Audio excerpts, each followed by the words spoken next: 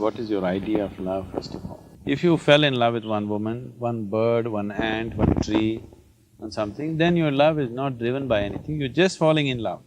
If continuously you're falling in love only with women, that means your love is driven by your hormones. You better understand that.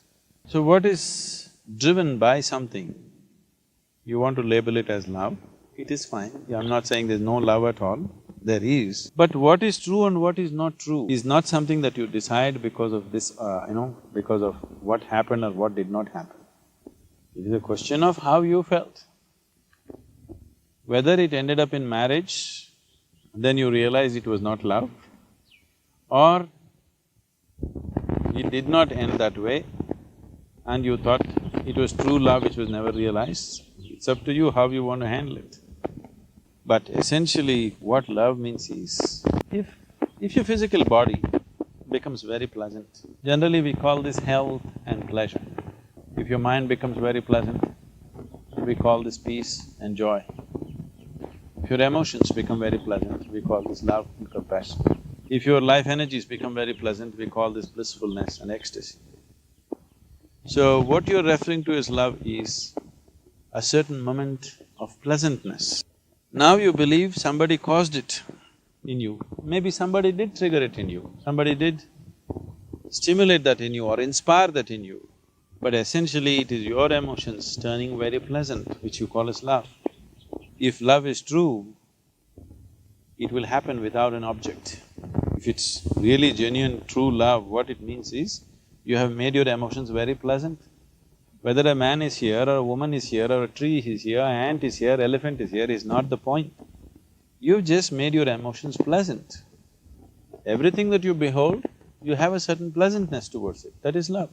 This continuously 1, 2, 3, 4, 5, all are women, it's driven by hormones. Nothing… I'm not saying it's anything wrong with it, but you must understand the limitation of it.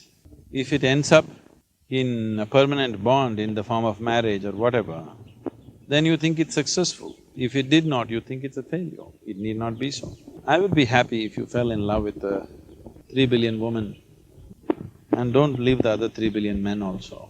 If you fell in love with 3 billion women, it wouldn't be hormonal, it would be just love. In love with all the women in the world, and the men also, the ants also, and the very soil that I walk upon, and the very tree under which we are sitting right now. Whatever you behold, you have pleasant emotion towards that, is love. And love is not about somebody, it's about you being pleasant, truly pleasant. You must constantly fall in love with everything and nothing, women also included. What's the problem with them? Because you cannot tie a bond with 3 billion women, you choose one. One is convenient. If you marry 5, you will find it's very inconvenient.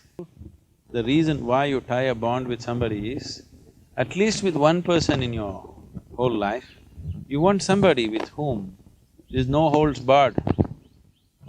If you approach a new person, always there is a little bit of war games are happening with a new person. With one person you want to relax, where you don't have to play games.